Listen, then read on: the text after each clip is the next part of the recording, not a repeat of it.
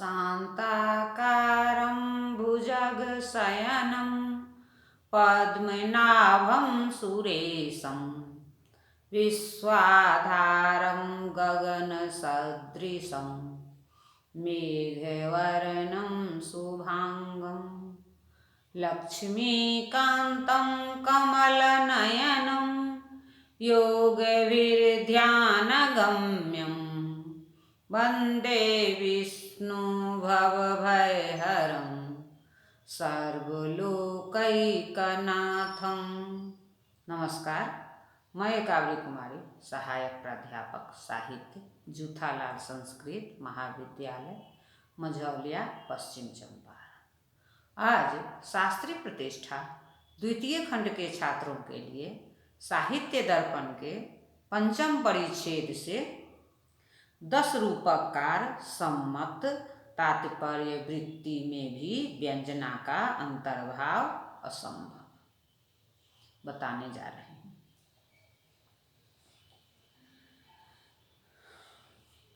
यत् पुनरुक्तं पौरुषेयं पौरुषेयं च वाक्यं सर्वमेव कार्यपरम् अतत् परत्वेनु पादेयात्वा दुन्मतवाक्यवत्। ततश्च काव्यशब्दानां निरतिशय सुखास्वाद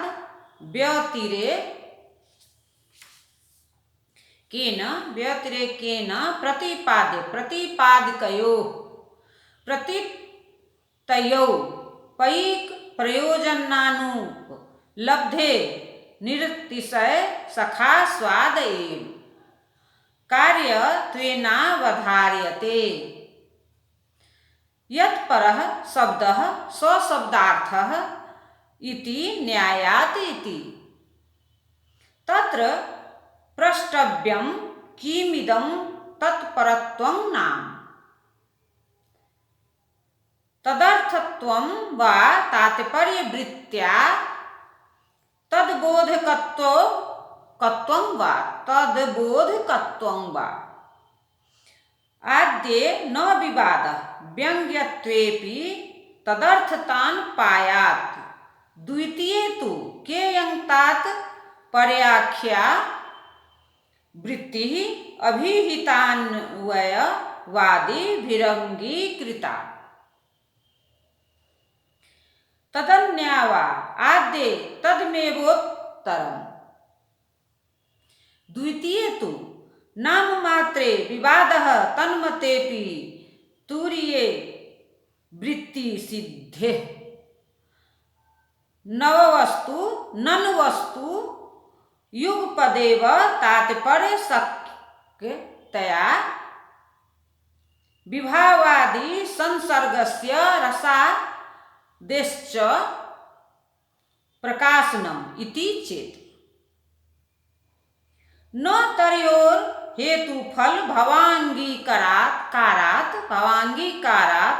यदाह मुनिः विभावानुभाव्यविचारी संयोगा दृश निष्पत्तिः इति सहभावे च कुतः सभ्येतर विषानयोरिव कार्यकारण भावः पौर्वापर्य विपर्यात्।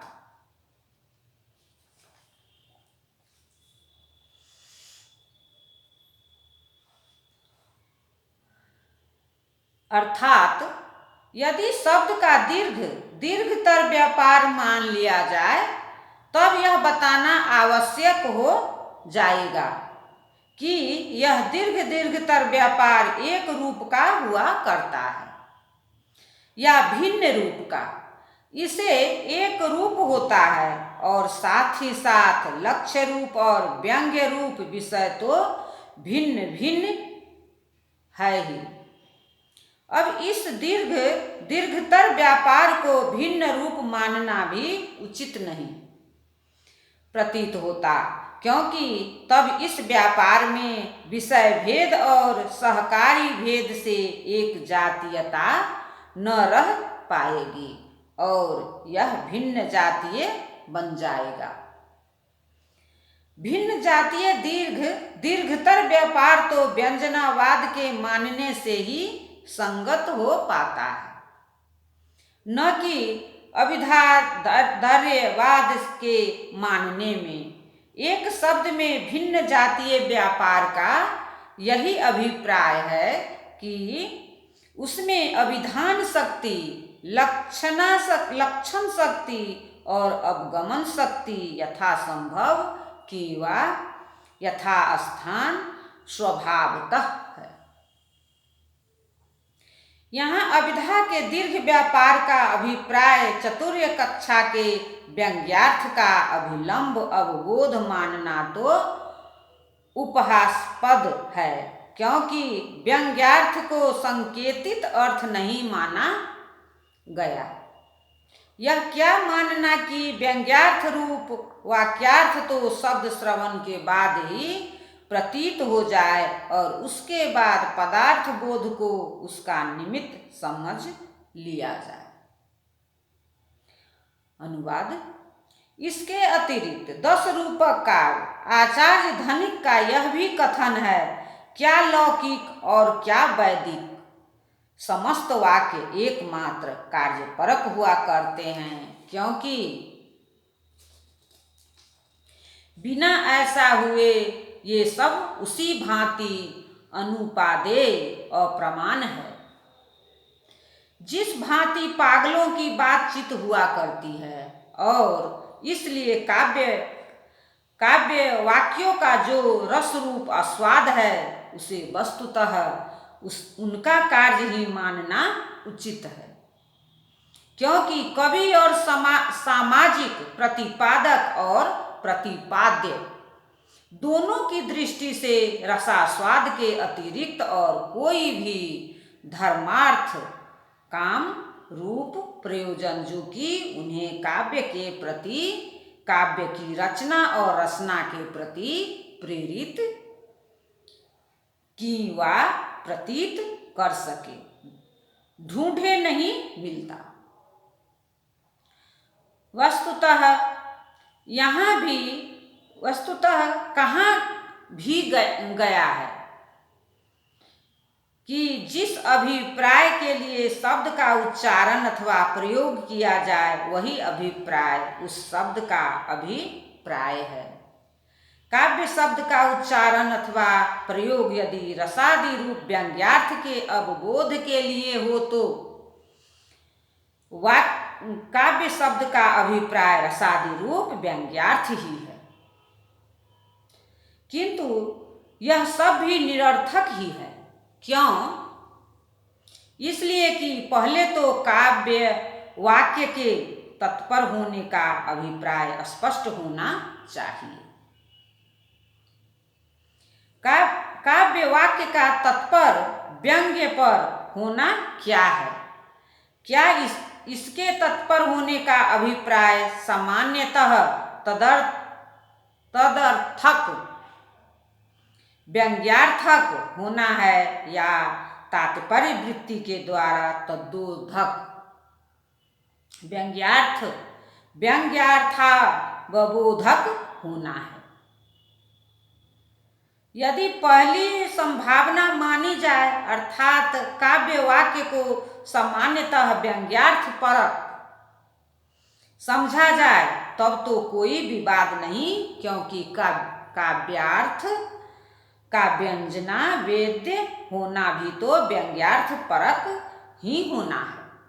किंतु दूसरी जो संभावना है अर्थात तात्पर्य वृत्ति के द्वारा काव्य वाक्य के तद्योधक व्यंग्यार्थ बोधक होने की जो मान्यता है उसमें विवाद खड़ा होता है।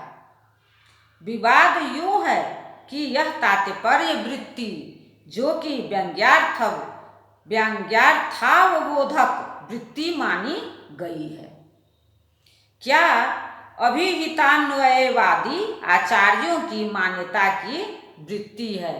यदि यह तात्पर्य वृत्ति अभिहितान्वयवाद सम्मत तात्पर्य वृत्ति हो तब तो इसके द्वारा व्यंग्यार्थाव बोध की असंभावना पहले ही बताई जा चुकी है। और यदि इसे किसी और प्रकार की वृत्ति माना जाए तब तो यही कहना पड़ेगा कि वस्तुतः यह वृत्ति व्यंजना वृत्ति का एक नामांतर है, क्योंकि इस तात्पर्य वृत्तिवाद में भी व्यंजना वृत्तिवाद की ही भांति रसादि रूप काव्यार्थ विश्लेषण के लिए अभिधा अभिहितान्वयवाद सम्मत तात्पर्य वृत्ति और लक्षणा के अतिरिक्त एक चौथी वृत्ति को ही अनिवार्यतः माना जा रहा है। अब यदि यह कहा जाए कि यह वृत्ति चतुर्थी वृत्ति नहीं और तात्पर्य वृत्ति भी व्यंजना का नामांतर नहीं अपितु प्राचीन परंपरा सम्मत ही वृत्ति है, जिसके द्वारा विभावादि संसर्ग बोध और रसादि बोध दोनों साथ ही साथ संभव है, तब इसका सीधा उत्तर यह होगा कि किसी प्रकार की भी तात्पर्य वृत्ति के द्वारा विभावादि संसर्ग और रसादि का एक कालिक बोध नहीं हो सकता, क्योंकि कारण रूप से अवस्थित विभावादि संसर्ग बोध और कार्य रूप से अवस्थित रसादि बोध एक समय में क्यों कर होने लगे। विभावादि बोध और रसादि बोध में हेतु फल भाव स्वरूप संबंध ही दोनों के भिन्न कालिक सिद्ध किया करता है, जैसा कि नाट्याचार्य भरत मुनि ने स्पष्ट कहा है। विभाव अनुभाव और व्यभिचारी भाव ये व्यभिचारी भाव की हेतुता से ही रस रूप फल की निष्पत्ति हुआ करती है। यहाँ एक और भी बात है, और वह यह है कि यदि विभावादि बोध और रसादि बोध जो एक साथ होने वाला बोध अथवा अनुभव माना जाए, तब जैसे किसी जानवर की बाई और दाहिनी सींग में कोई कार्य कारण भाव नहीं माना जाया करता,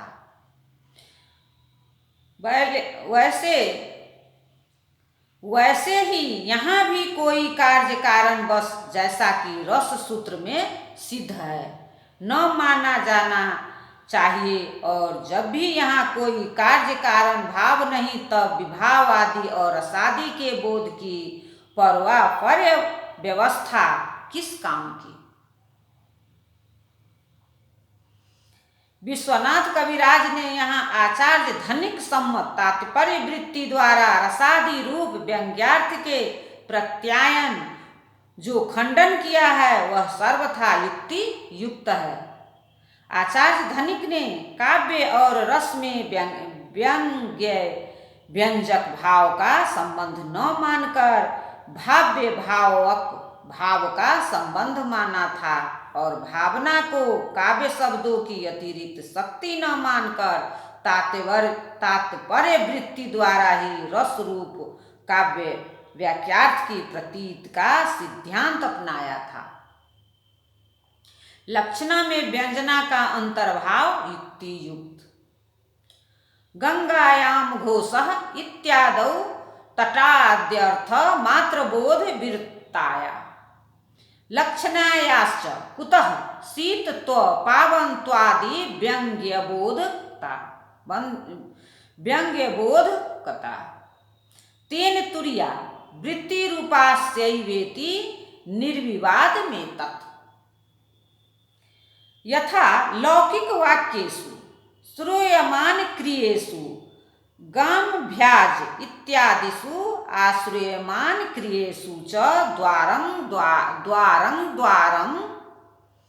इत्यादिषु स्वशब्दोपादानात् प्रकरणादिवसाद बुद्धि सन्निवेशिनी क्रियैव कारकोपचिता काव्येष्वपि क्वचित् स्वशब्दोपादनात् प्रत्यय नवोढा प्रिया इत्येव मादौ क्वचिच् प्रकरणादि वसान्नियताभिहित विभावाद्य बिना भावाद्वा साक्षात् भावक चेतसी विपरिवर्तमानो रत्यादि अस्थायी स्व स्वविभावानुभाव व्यविचारीभिस्त तच्छ शब्दोपनीतः संस्कार परंपराया परम प्रौढिमानीयमानो रत्यादिर्वाक्यार्थ न चापदार्थस्य वाक्यार्थत्वं नास्तीति वाच्यम् कार्यपर्य वसायित्वा तात्पर्य सक्तेः। किंतु साधारण वाक्यों में क्रिया का परमार्थ और काव्य वाक्यों में रस का परमार्थ दोनों परस्पर ऐसे विलक्षण है कि एक को यदि तात्पर्य कहा गया तो दूसरे को व्यंग कहना ही उचित प्रतीत होता है। रस यदि व्यंग कहा गया तो व्यंजना वृत्ति की मान्यता अनिवार्य हो गई। अनुवाद जैसे अविधा और तात्पर्य वृत्ति में व्यंजना का अंतर्भाव असंभव है जैसा कि बताया जा चुका है, वैसे ही लक्षणा में भी व्यंजना का अंतर्भाव युक्ति संगत नहीं, क्योंकि गंगा या भूसह आदि लाक्षणिक प्रसंगों में जो सत्य और पावनत्व आदि रूप व्यंग्यार्थ प्रतीत हुआ करता है उसे लक्षणा द्वारा प्रतीत मानना असंभव है।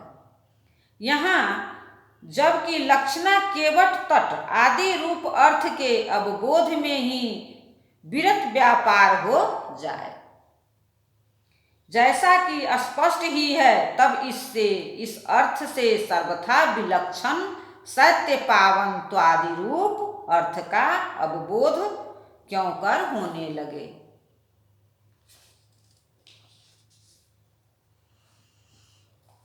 धन्यवाद।